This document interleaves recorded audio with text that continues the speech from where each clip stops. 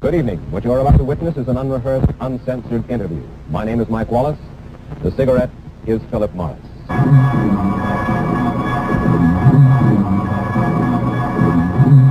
The Mike Wallace Interview. Tonight, we go after the story of one of the most extraordinary men of our time. You see him behind me?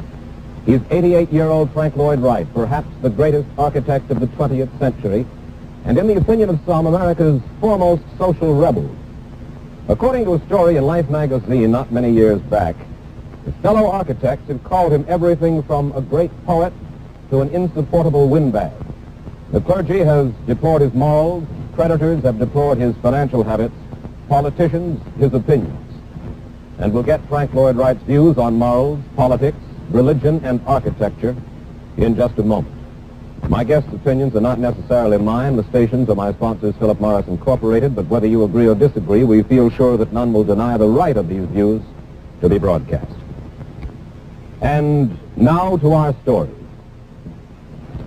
Admirers of Frank Lloyd Wright hail him as a man 100 years ahead of his time. Now 88 years old, he's still designing homes and buildings which are revolutionary, including plans for a mile-high skyscraper for which he's had no buyers yet. But just as radical as Frank Lloyd Wright, the architect, is Frank Lloyd Wright, the social critic. Mr. Wright, before we go any further, I'd like to chart your attitudes specifically by getting your capsule opinions as an architect or as a social critic of the following. First of all, organized Christianity. Why organize it? Christianity doesn't need organizing according to the master of it. The great master poet of all time didn't want it organized, did he?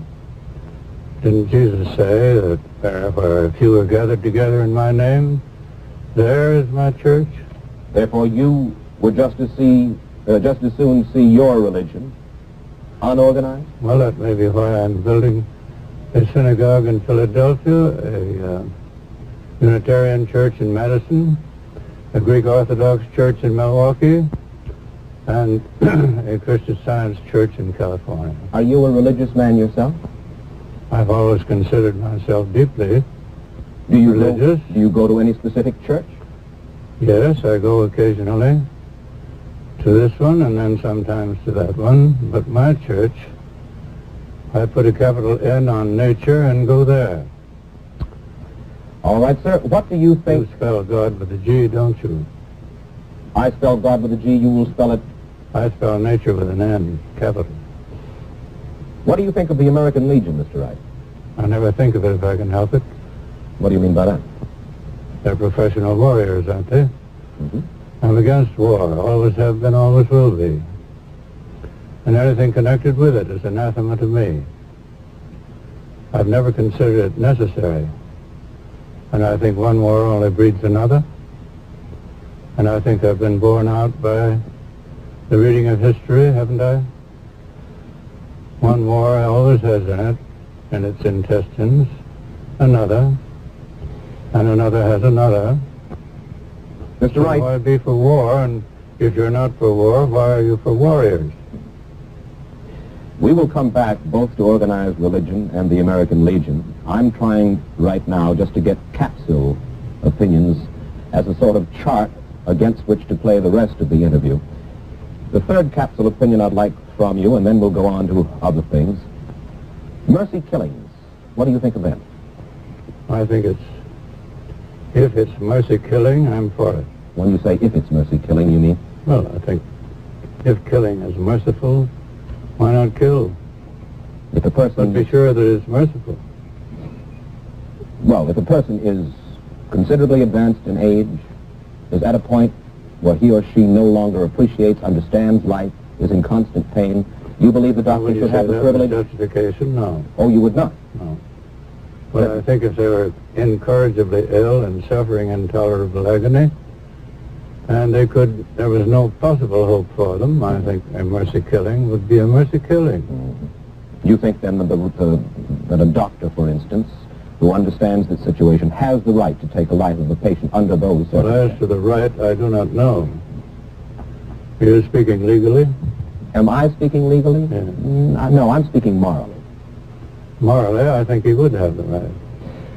All right, with that as a background, let me- Morally isn't the question, my dear Mike. Morally isn't enough. There's a great difference between morals and ethics.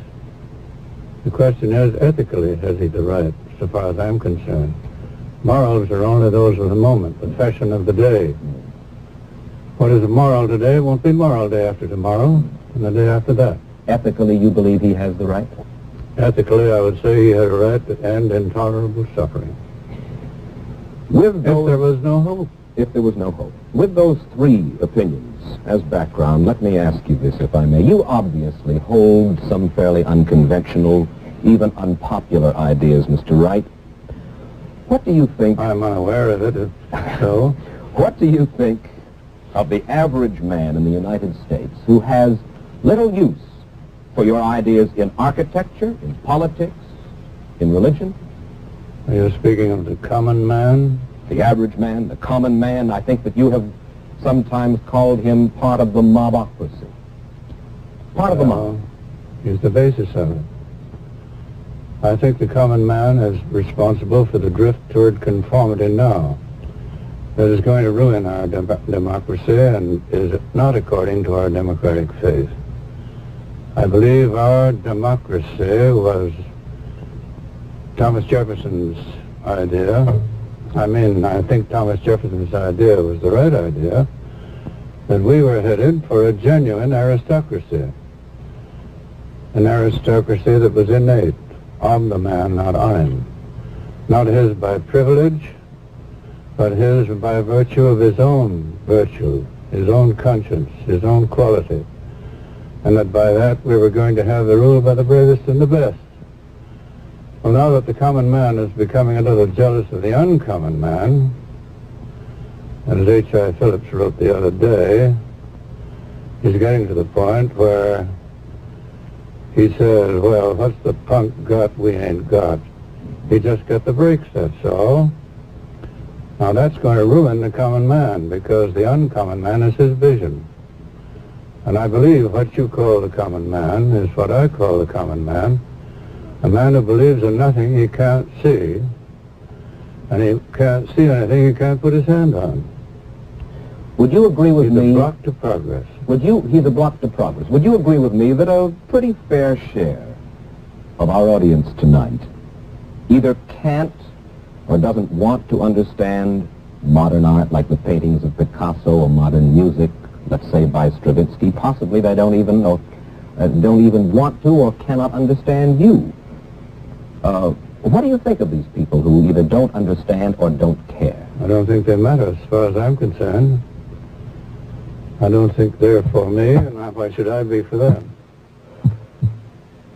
What do you personally think of Picasso? Some modern, no, let's not say Picasso. What do you think of modern paintings, which some I people don't say... think Picasso is a good instance. Well, he's a very good instance, but rather than go specific here, I'd like to talk about modern paintings. Some people say that they look like scrambled eggs. Some people say that serious modern music sounds like a bad night in a boiler factory. I would like to know your opinion of modern I've painting heard all those reactions, and don't you think we all see as we are?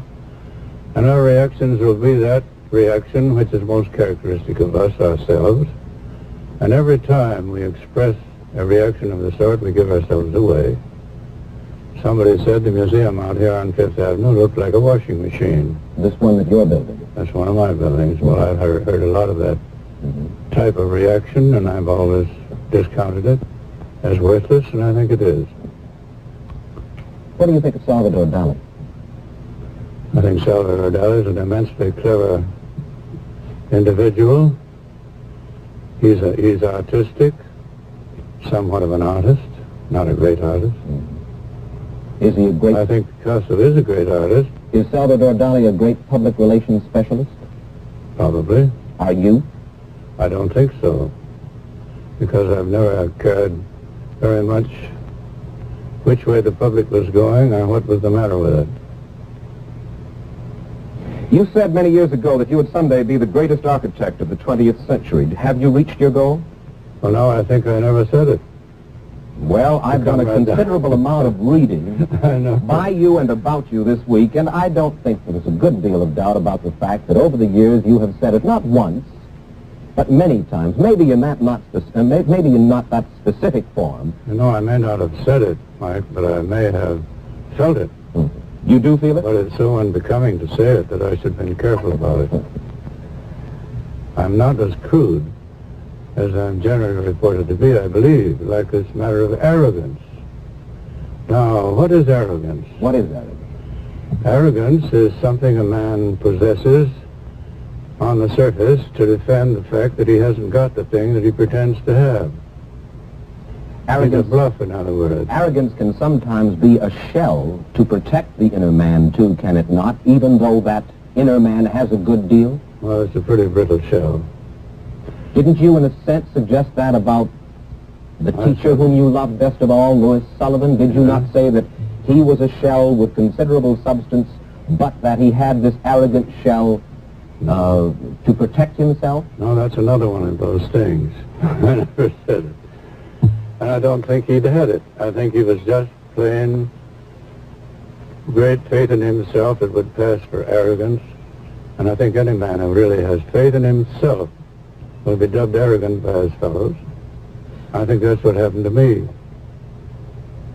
In other words, this article, for instance, from which I will quote now, Philadelphia Inquirer magazine section, October 18th, 1953, said as follows: some quarters have denounced Wright as an impractical visionary and a pompous windbag.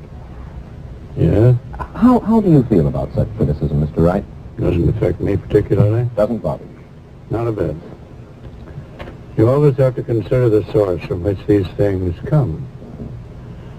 Now, if somebody I deeply respected had said such a thing, I would be worried. I would feel hurt. But as a piece in a newspaper blowing into the gutters of the streets the next day, I don't think it counts much. You say if somebody you deeply respect had said that. Is it unfair of me to ask you specifically whom you do deeply respect who is on the current scene? I respect any man or woman who respects himself sufficiently to tell the truth, no matter what or who it might hurt. And is it wrong of me to ask you specifically whom you, Frank Lloyd Wright, admire, respect? There's so many of those people. Names? Where would I begin? I don't know. That's up to you, sir, or if you I prefer not admired to. and respected my old master, Louis Sullivan, in spite of his faults. I think if you're going to admire and respect anybody, you will have to put up with a few faults, won't you? I imagine. I think there's no unremitting consecration of opinion to any individual, because we all have something to apologize for, don't you think? All of us, yes. I understand last For week. instance, that thing you have in your mouth now, This cigarette? is that something that you feel like apologizing for? Not at all. I enjoy it. Can I offer you one? That's just the point. May I offer you one? No, thank you. I wouldn't know how to smoke it. Have you never smoked, sir? Yes, I've smoked about 6 months. Got it. Well, I won't go through the story. This isn't cricket. Oh, it's perfectly all right. No, But no. some do, some don't. Let's leave the cigarette smoker his solace. All right, sir. I understand that last week, in all seriousness, you said, if I had another 15 years to work, I could rebuild this entire country. I could change the nation. I did say that. And it's true. Having had now the experience going with the building of 769 buildings, it's quite easy for me to shake them out of my sleeve, and it's amazing what I could do for this country. And some magazine has offered me the whole magazine if I'd design a new capital for the country. It ought to be done. Of course, you don't really believe that you could succeed in imposing your ideas on what you call the mob, do you, No, Mr. Wright? I don't think the mob knows anything of architecture, cares anything about it. I think it's going to be many, many years before the mob will ever get near architecture. I don't think architecture is for the mob. It certainly isn't for education. Education knows nothing of it. and very few architects in the world know anything about it. I've been accused of saying I was the greatest architect in the world, and if I had said so, I don't think it would be very arrogant, because I don't believe there are many, if any. For 500 years, what we call architecture has been phony. Phony in what sense? In the sense that it was not innate, it wasn't organic, it didn't have the character of nature. Well, what in the world, if I may make so bold, is innate or part of our fiber here in America as a mile-high skyscraper? And I'm told that you have had on your drawing board for some months now a mile-high skyscraper for which you have no buyers up to now. Past the drawing board some time ago. Past the drawing board. And there it is. Why in the world would you want to build it? Because they came to me and wanted me to do the highest television tower in the world supported by wires. And that was a silly thing, I thought. So being able to build a mile-high building, I said, why not build it? Well, for what reason? You obviously would not want to build it just as a stunt, would you? No, the television tower would be at the top, and here would be a great, useful structure, which would make all these silly boxes they're trying to make look tall, foolish. You'd only have to build 2 of them in Central Park to take the whole of New York in. And you could destroy all the rest of it and plant green, plant grass there, think what you'd have in the way of a beautiful city. The 2-mile-high skyscrapers in Central Park. Wouldn't it end the agony?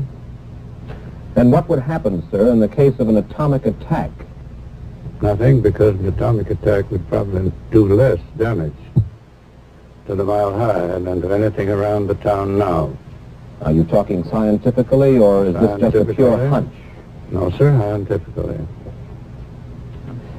I never talked otherwise. How do you square such a mile-high skyscraper with your theories on decentralization, Mr. Wright? You're for an end to cities, an end to congestion. Not an end to cities, but an end to congestion, yes. All right. And this would help end congestion tremendously.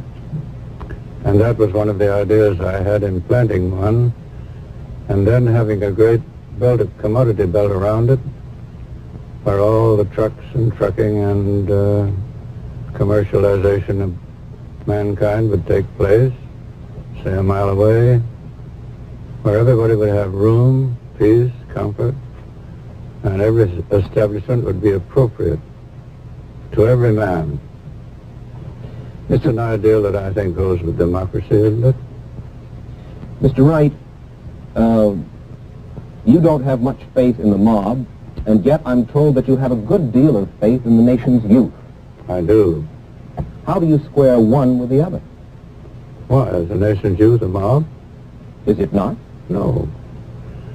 I believe the teenager is the teenager, and I think with him lies the hope of the future. Now, architecture with us is a matter of the future. We don't have it now. We haven't had it yet to any very great extent. But we've had letters from teenagers all over this nation for 5, 6, 7 years, from Maine to Seattle, all over. And they want to know if they say they've chosen this architecture I represent for their thesis. Well, we kindly send them some helpful material. So we're getting out a little pamphlet now. We can't answer all these letters. And sending the pamphlet to them. Of course, they want to help us write their thesis. But why have they chosen this architecture? Well, let me ask you this. Now, when they're a few years from now, 15, who are going to build the buildings of the country? The mob. The teenagers. They're not the mob. What is your reaction when I tell you that the nation's teenagers bought 11 million Elvis Presley records last year? Which group of youth do you think will inherit this country 15 years from now? The Elvis Presley fans or the Frank Lloyd Wright fans? The Frank Lloyd Wright fans. Undoubtedly. Why? Because they're on the side of nature. And the other fans are on the side of an artificiality that's doomed.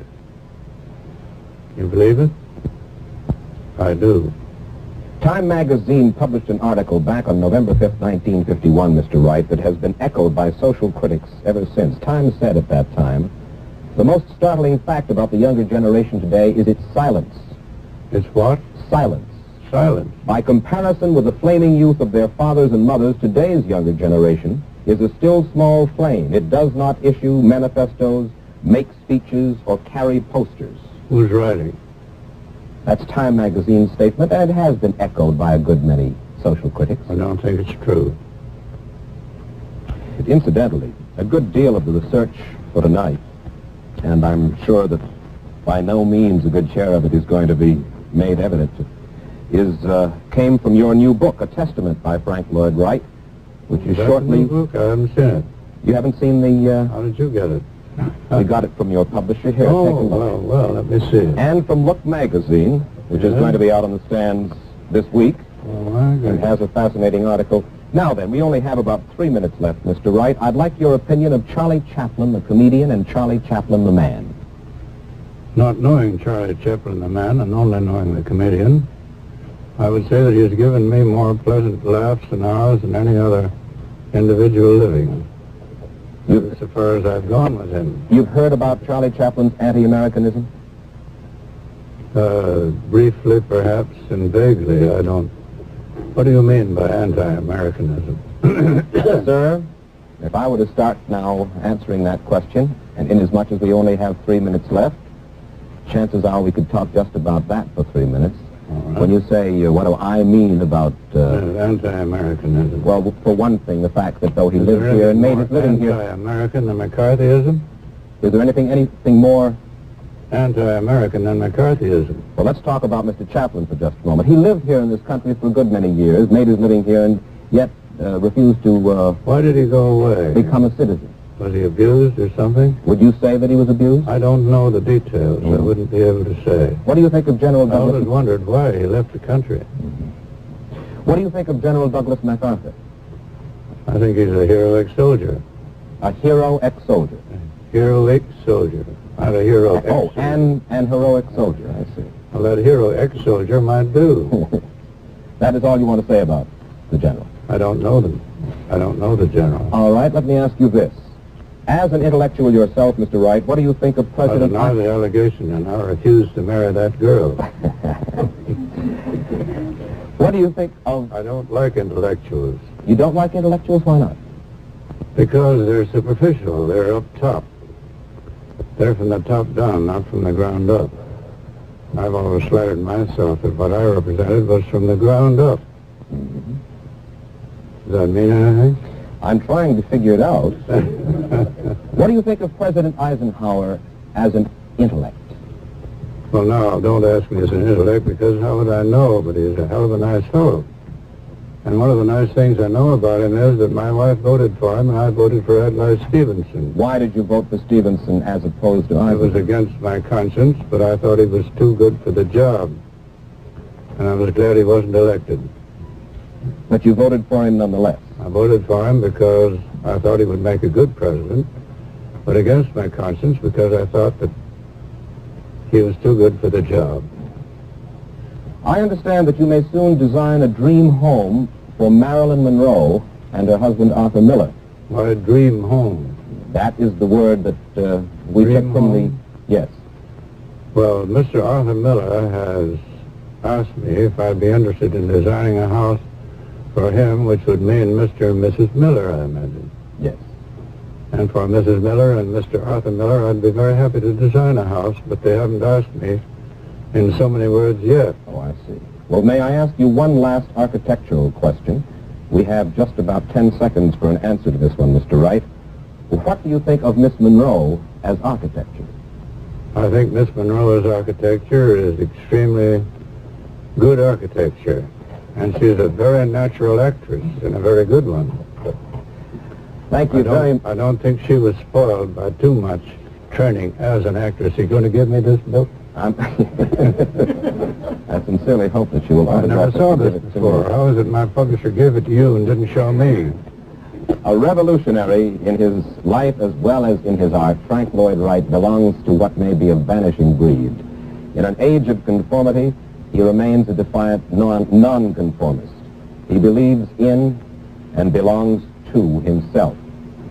And I apologize to you tonight for perhaps not having permitted him to bring to you enough of himself. Mike, am I listening to my own epitaph? Good evening. What you're about to witness is an unrehearsed, uncensored interview. A continuation by popular demand of my interview of 4 weeks back with Frank Lloyd Wright. My name is Mike Wallace. The cigarette is Philip Morris.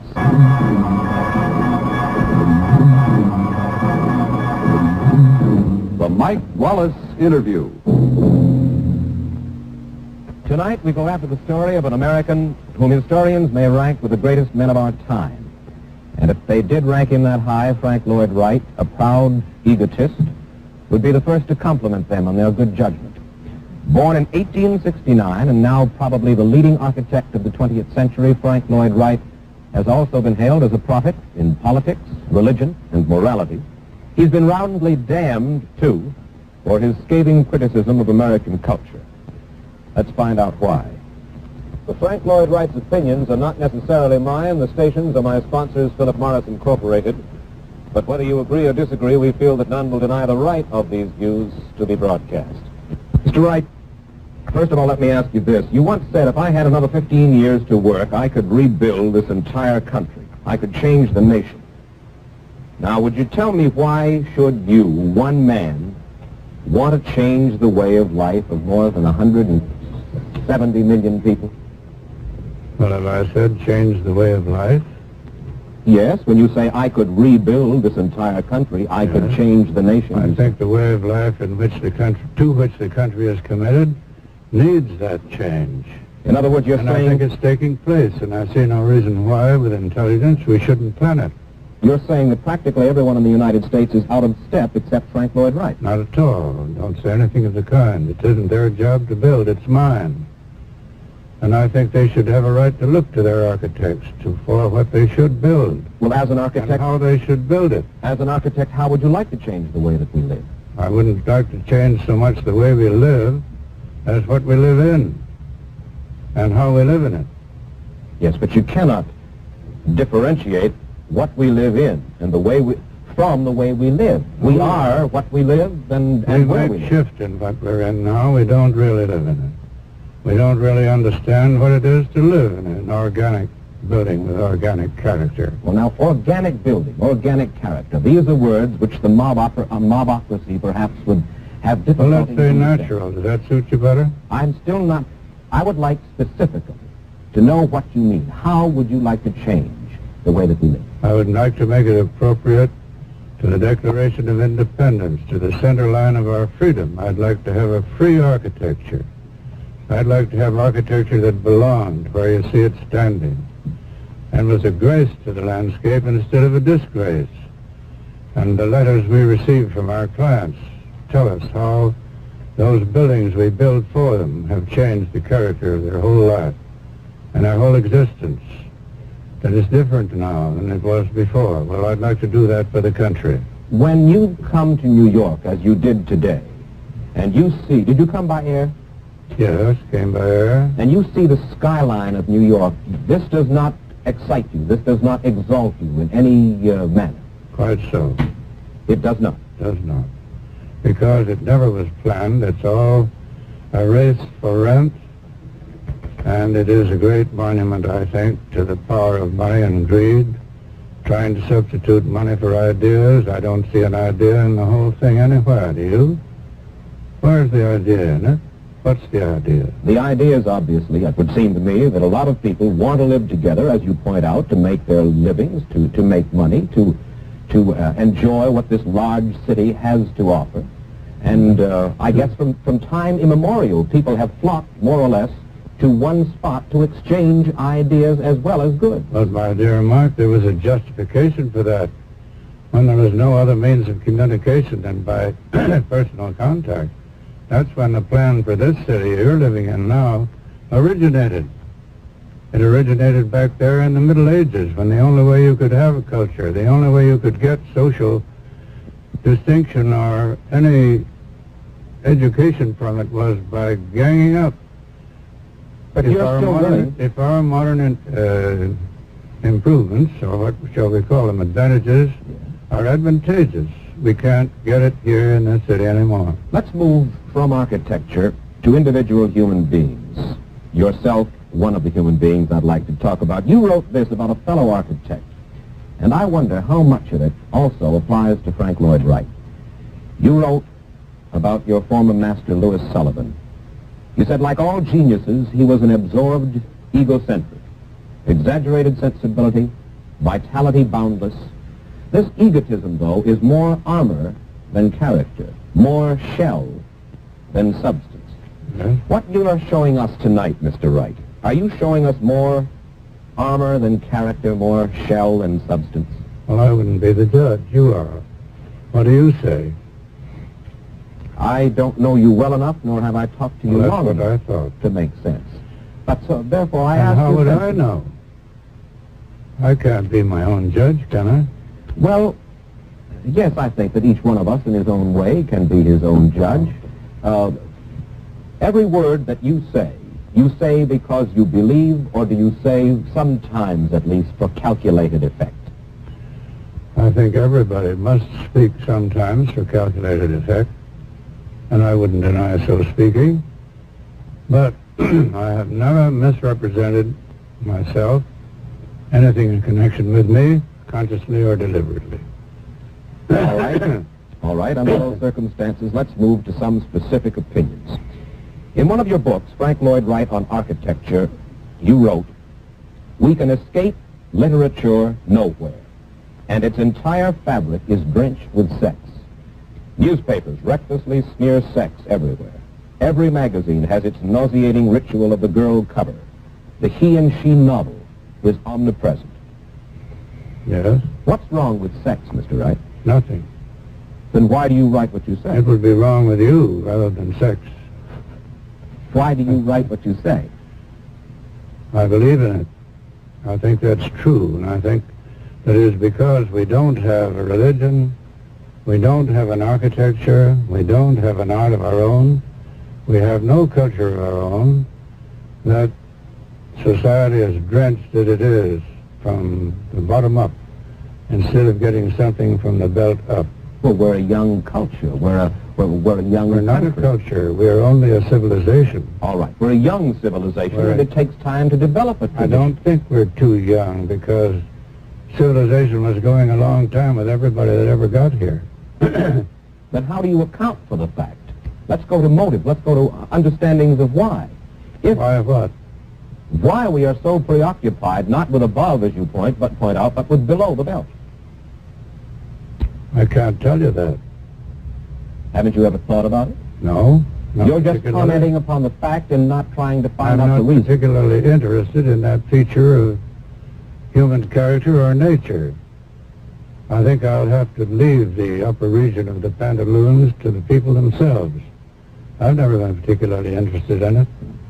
In what way, if any, has your attitude toward sex changed over the course of the past 60, 70 years? I don't think I ever had an attitude toward it.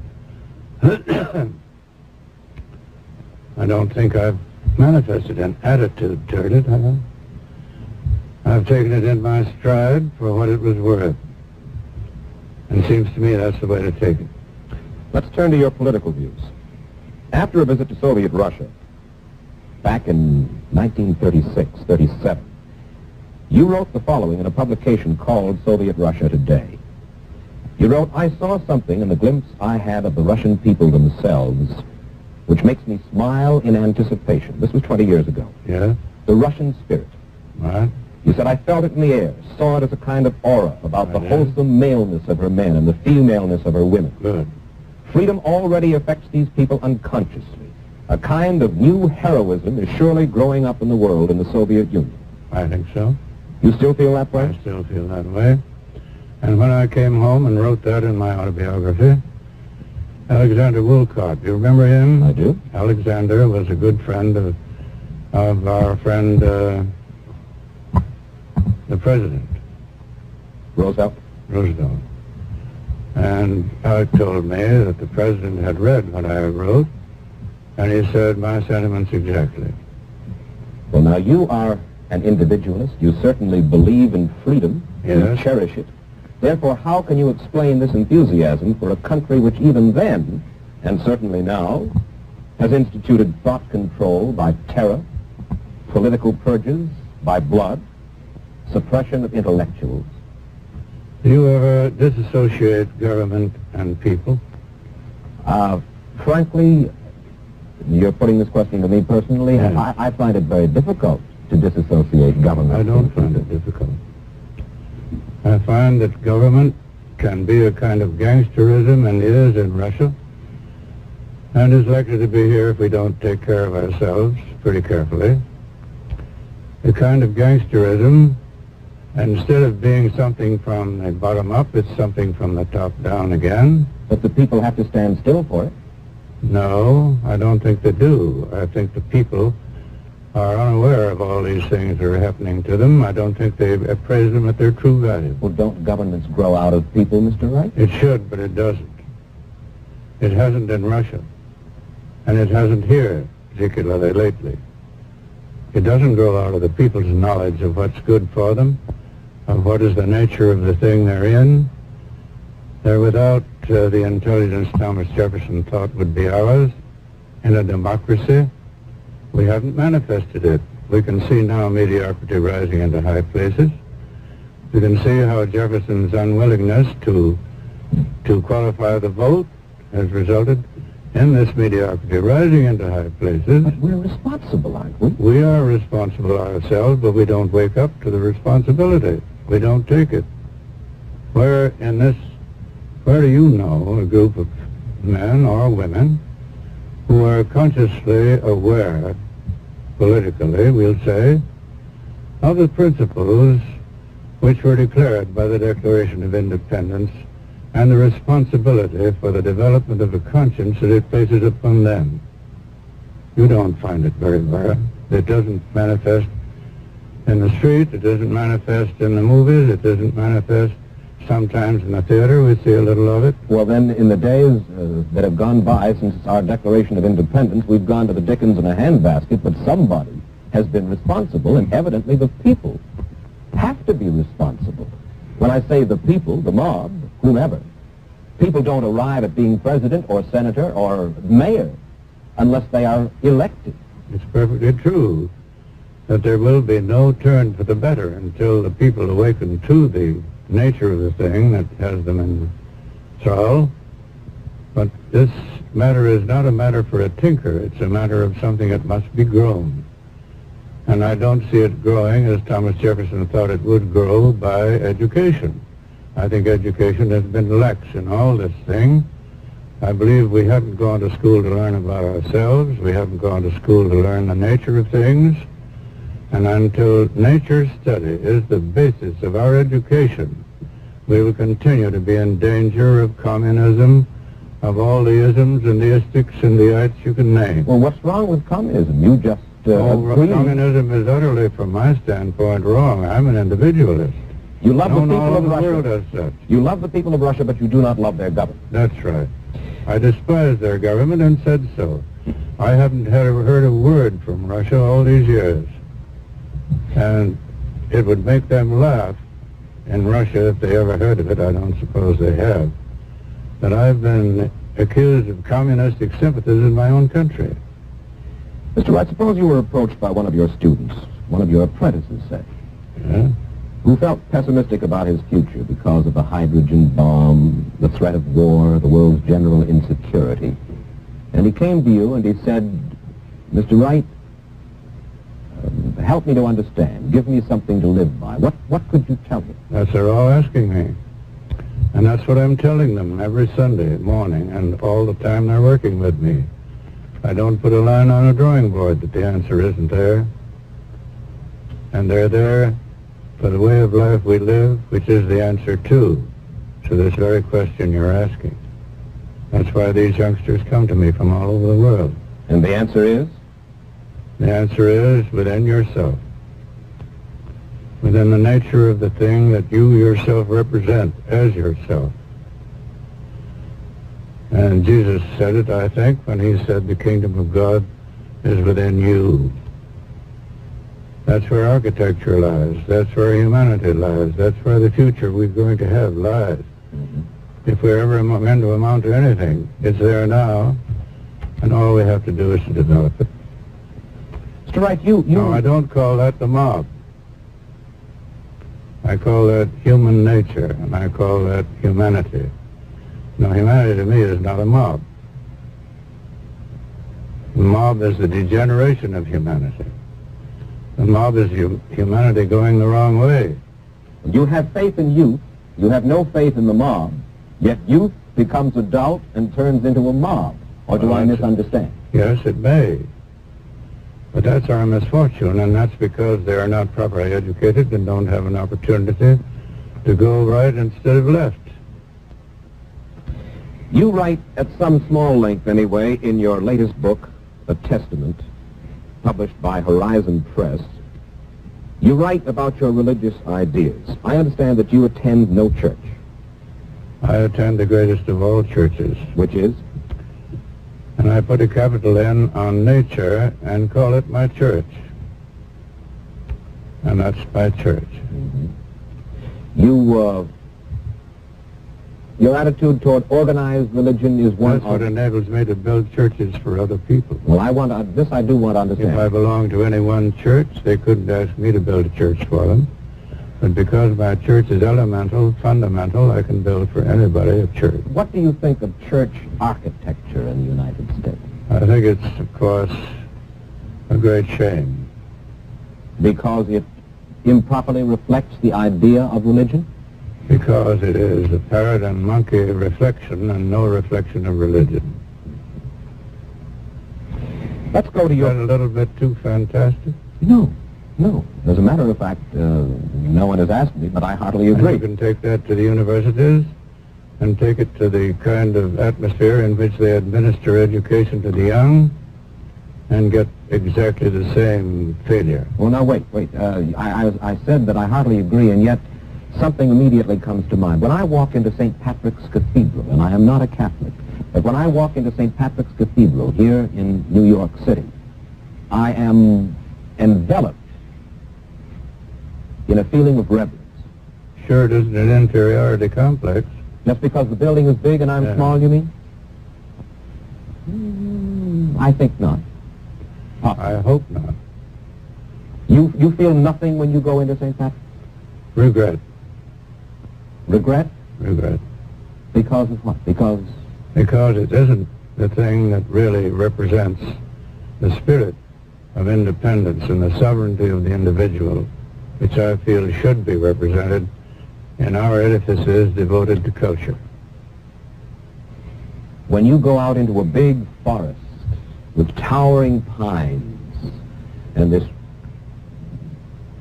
almost a feeling of awe that frequently you do get in the presence of nature, do you then not feel insignificant? Do you not feel small in the same sense that I feel small and insignificant? On the contrary, I feel large. I feel enlarged and encouraged, intensified, more powerful. That's because why? Because in the one instance you're inspired by nature, in the other instance you're inspired by an artificiality contrary to nature. Am I clear? You are clear, although I must say that I don't agree, because whatever inspires a feeling of reverence, a feeling of goodness, a feeling of not understanding, that's not... Oh, no, now you're on dangerous ground. Not understanding, I say. Is good for the insides, is good for the soul. Maybe very bad. Very bad. Our natures are now so warped in many directions. We are so conditioned by education. We have no longer any straight, true, clean reactions that we can trust. And we have to be pretty wise and careful what it is we give up to, what it is we admire, what it is we're inspired by. I dare say that the Steve Dorr is inspired by the prostitute whom he seeks. I dare say that all these things may be good so far as they go because they are necessary. but I wouldn't say that they're what should be. I wouldn't say that they were ideal. Mr. Wright, what is your opinion of the American press? I think the American press, once upon a time, was characterized by individuals, great ones, strong men. Men with great purpose, strong prejudices, of course, but also strong loyalties and convictions. Today, I can't see that there is much trend in what we call the newspaper world. No, that isn't the word. What is the word for this letterpress life? The communications industry? Which the whole country lives now on the newspaper. Everywhere you go, their nose is in something to read. Yes. Well, how is it we became so literate all at once? How is it now that we are fed, spoon-fed, everything from A to Z, by reading this and reading that, by this newspaper, this magazine, that one. We don't seem to have any life at all except by reading something. We learn nothing except by reading. What brought it about? I don't know. Well, you're not against eclectic reading. To a certain extent, I am, yes. I think you should not read spasmodically. I don't think you should read just for the sake of reading either. I think if you're going to read, you should read something that'll feed you, build you up, strengthen you, and be what you need to know. What magazines do you read? Almost none. Truly? Truly. Then what are the few that you do? Time is the one that I got most out of for a long time. I used to get the news from Time, but I don't think lately that I've needed it, and I don't think I've read it much lately. Do you feel... I don't feel that I need to get anything of that sort. You don't feel that you need the news? You don't feel that you have to be... Only the general drift and the main substance of it, the particularities, no. Do you think that you are any less rebellious, less of a radical in your art and life than you were a quarter of a century ago, Mr. Wright? Rather more so. Only more quiet about it. To what do you attribute your... Warren MacArthur, a very good friend of mine, once said to me, Frank, here, you don't have to paint your shirt front red and stand out in the street and holler about this. He said, and I began to think it over, and I think he's right. It is. You don't have to push hard or talk loud or in any way get up to defend what you believe in. If it is right and if it is good and it is sound, it'll defend you if you give it a chance. You don't have to push it. I've never pushed myself. I've never turned over my hand to get a client during my life. I have never sought publicity of any kind.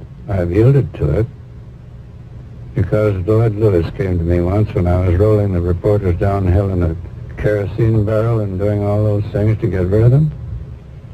Frank, he said, these boys have to live. Don't you understand that you're bringing all this down on yourself just because you haven't got the wit to be kind to them and to see that they have to live just as well as you do, and they're sent out here to get something, and if they don't get it, they may get fired. He said, it takes all kinds, Frank, to make a world. And so I began to give. Here I am giving again. Yes, you are, and I want you to give, if you will, the answer to just one more question. Go ahead. Are you afraid of death? Not at all. Walt Whitman is the guide on that. If you want to talk, consult him, read him. Death is a great friend. Do you believe in your personal immortality? Yes. You believe? Insofar as I am immortal, I will be immortal. To me, young has no meaning. It's something you can do nothing about. Nothing at all. But youth is a quality, and if you have it, you never lose it. And when they put you into the box, that's your immortality. Mr. Wright, I thank you for spending this half hour with us. Well, you're welcome. I hope it's been of some interest It has to indeed. whoever's been listening, but I don't know.